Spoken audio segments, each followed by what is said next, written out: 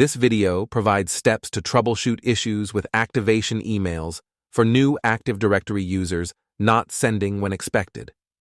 Let's get started. First, log into your Okta admin dashboard. Once in, navigate to Directories and select Directory Integration. Now, find and choose the Active Directory you need to work with. The next step, go to Provisioning and then click on To Okta. Look for the Edit button next to General and click it. Scroll down to Activation Emails. Here, make sure to deselect the option Don't send new user activation emails from this domain. Click Save to apply the changes. But we're not done yet.